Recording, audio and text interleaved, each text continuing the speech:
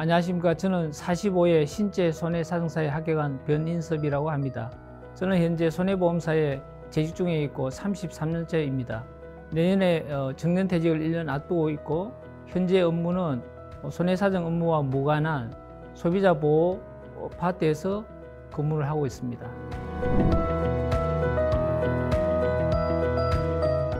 네, 저는 내년 정년퇴직을 1년 앞두고 있기 때문에 정년퇴직 후에 일거리를 준비하고 있는 중에 여러분도 잘 아시는 공인중개사와 주택관리사 이런 자격증을 다 취득했습니다.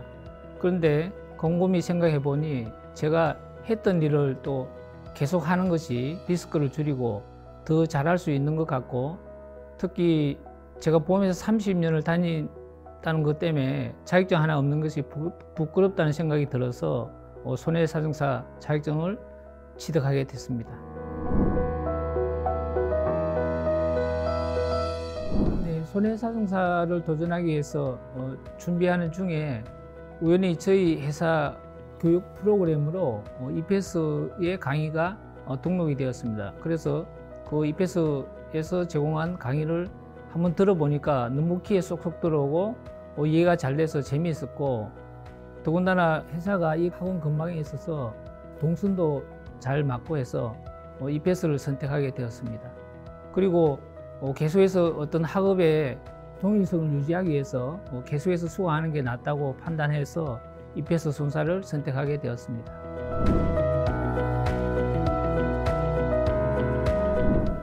첫 번째는 무제한 수강입니다. 온라인, 오프라인 어디에서나 수강이 가능하고, 또 특히 제가 수강 신청을 할 때는 1차 년도에 불합격하더라도 2차 년도에서 계속 수강할 수 있는 그런 좋은 조건이었습니다.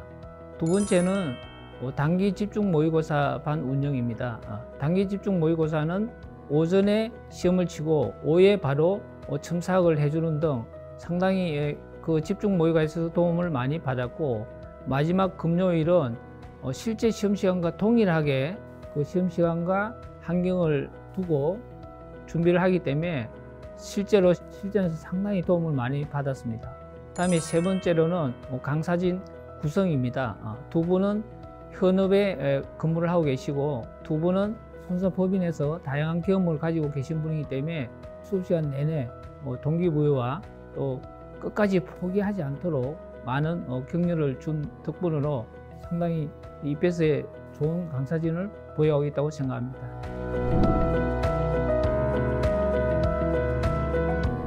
네, 저는 1차를 면제받았기 때문에 2차에 바로 집중할 수 있었습니다. 저는 2차 과목은 과목별로 우선순위를 두지 않고 골고루 우리가 음식을 편식하지 않듯이 골고루 학습을 했습니다. 첫 번째로 의학이론에 대해서 말씀드리겠습니다. 의학이론의 임정원 강사님께서는 특히 현업에 계시기 때문에 현재 어떤 질병이라든지 그런 보험금 청구에 의해서 현재의 어떤 트렌드를 잘 분석해서 창궐하는 질병이라든지 상해 부분에 대해서 특히 중점을 두고서 많이 말씀해 주셨고, 특히 그 온몸을 이용해서 율동이라든지 다음에 춤, 노래 여러 가지 방법 등으로 암기를 할 수 있도록 많이 도움을 주셨습니다. 저는 작년에 의학이론에서 최고 점수를 얻어서 의학이론을 일단 전략 과목으로 정했습니다. 그래서 이번 시험에서는 의학에서 어떤 70점 이상 점수를 목표로 설정하고 했고, 특히 매일 출근할 때마다 유튜브를 통해서 질병이라든지 상해 강의를 하루도 걸리지 않고 했습니다. 그래서 이번 시험에서도 의학에서 좋은 결과를 가져온 것 같습니다. 네, 책임건재 임경아 강사님은 현업에 계시기 때문에 현업의 사건들을 토대로 다양한 문제를 출제해 주셨고, 이러한 다양한 문제의 풀이를 통해서 실전에 많은 도움을 주고 계십니다. 특히 약술 문제에 대해서는 약 30선 정도를 정해서 철저하게 외우게 함으로써 상당히 도움을 많이 받고 있습니다.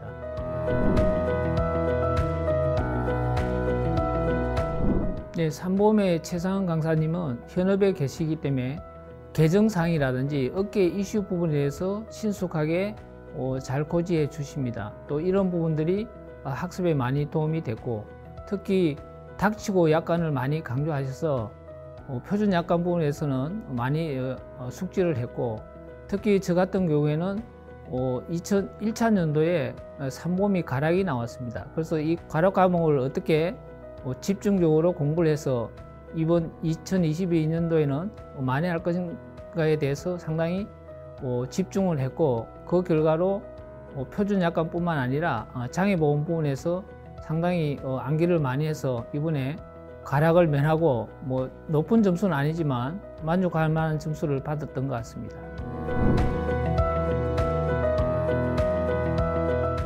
네, 윤석열 강사님은 면부책에 대해서 상당히 철저하게 암기하게 하십니다. 표준 답안 틀을 미리 제공하고 그 틀에 맞춰서 언제 어디서든지 술술술 나올 수 있도록 그런 표준 모범 답안을 제공해서 상당히 도움이 많이 됐습니다.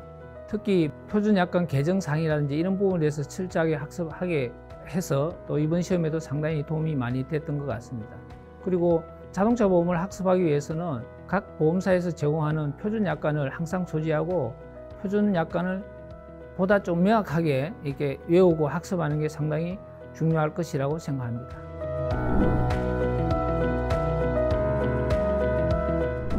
저는 아침에 6시에 일어나면 출근 시간 전에 1시간, 그다음에 출근하면서 퇴근하면서 1시간, 그다음에 퇴근 이후에 보통 4시간에서 일일 보통 5시간에서 6시간, 그다음에 주말에는 아침 6시에 일어나서 24시까지 거의 18시간을 공부해서 전체 일주일에 일평균 학습 시간을 한 8시간 정도로 이렇게 확보를 했습니다.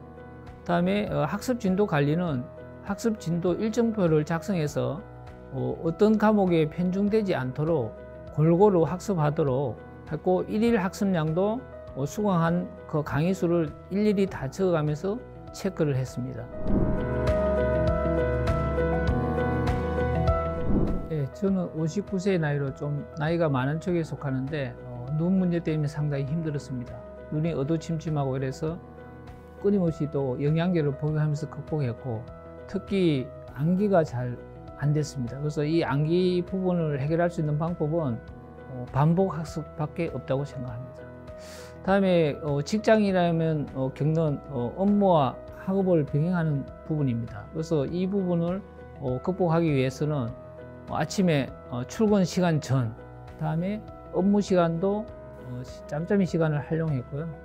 다음에 특히 휴가를 활용해서 또 부족한 공부 부분을 보충했고, 특히 주말에는 주중에 공부하지 못한 밀린 부분을 주중을 이용해서 많이 활용하고 모자란 부분을 극복을 했습니다.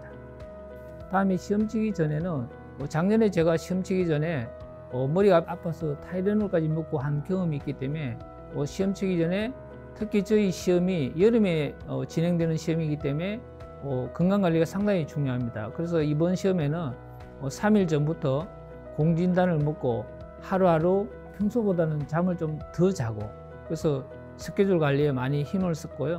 그다음에 시험 시간 당일에는 가능하면 시험 친 과목에 대해서는 다 잊어버리자, 절대 연연하지 말자는 각오를 했고, 다음에 쉬는 시간마다 충분하게 쉴 시간은 없지만 그래도 좀 더 휴식을 취하면서 다음 시간에 칠 시험에 대해서 요약본이라든지 이런 부분을 잠깐 보는 식으로 했습니다.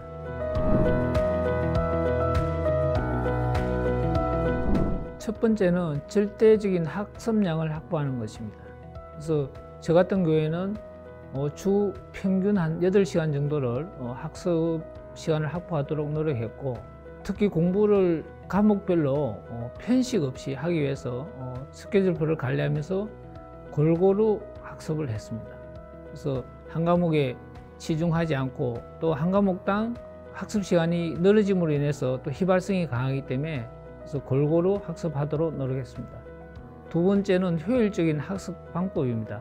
첫 번째로 전략 과목을 한 과목 정해서 시작해야 됩니다. 특히 저 같은 경우에는 의학 과목을 전략 과목으로 정해서 70점 이상 확보를 해야 되겠다는 목표로 진행을 했고요. 다음에 두 번째는 취약 과목에 대해서 집중 보완하는 일입니다. 작년에 제가 산모음의 과락을 경험했기 때문에 이 산모음에 대해서는 집중적으로 이번에 과락이 나오지 않도록 집중적으로 학습을 했습니다. 다음에 세 번째는 기출 문제에서 출제 경향을 찾는 겁니다. 그래서 모든 시험이 출제 유형이 비슷하듯이 그 기출 문제를 잘 분석함으로 인해서 출제 트렌드를 알 수 있기 때문에 저 같은 경우에는 5개년간 기출 문제를 직접 노트에 작성해서 출제 경향을 분석했습니다. 세 번째는 실전 모의고사 풀이를 통해서 실전 적응력을 높이는 것입니다. 최종 결과물은 답안지 작성입니다. 그래서 저 같은 경우에는 실제 답안지는 크기가 크기 때문에 A4 사이즈로 해서 항상 답안지를 지니고 다니면서 그 답안지 안에 실제로 답을 작성하는 형태로 많이 진행을 했고요. 다음은 모의고사에 적극 참여함으로 인해 가지고 당일 실전 문제를 잘 풀 수 있도록 모의고사에 적극 참여하는 부분이라 하겠습니다. 네 번째로는 이 시험은 길고 힘든 과정입니다. 그래서 이 길고 힘든 과정을 같이 할 파트너를 정하는 것입니다. 물론 스터디 그룹을 결성해도 좋고요. 그래서 이 파트너를 통해서 멀고 힘든 과정을 서로 동기부여하고 힘과 격려가 되는 그런 파트너를 구해서 진행하시면 좋을 것 같습니다. 다섯 번째는 합격 수기를 적극 활용하자입니다. 합격 수기가 단순히 합격에 대한 자랑이 아니라 공부 방법을 심도 있게 작성한 수기이기 때문에 이 합격 수기를 잘 분석해서 활용하고 또 특히 시험 기간 중에 내가 정한 이 합격 수기대로 가고 있는지 또 점검도 해보고 또 동기를 부여받으시는 방법으로 진행하시면 좋을 것 같습니다.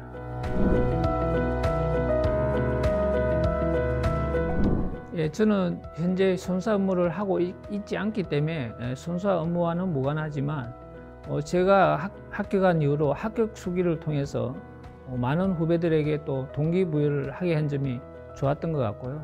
다음에 특히 제가 소비자 보호 업무를 하고 있는데 각종 민원 상담에서 산보험이라든지 자동차 보험에 대한 어떤 문의가 있을 경우에는 자신 있게 상담하는 제 모습이 상당히 뿌듯했습니다. 그래서 자격증을 딴 이후로 상당히 저희 자부심이 느껴지고 있습니다.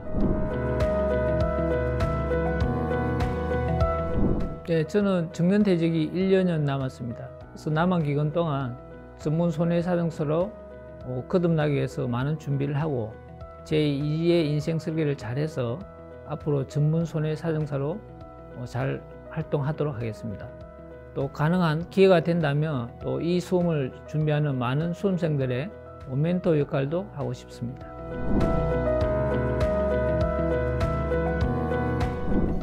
제가 이번 합격생 몇 명을 이렇게 보면 거의 최고령층에 속하는 것으로 보입니다.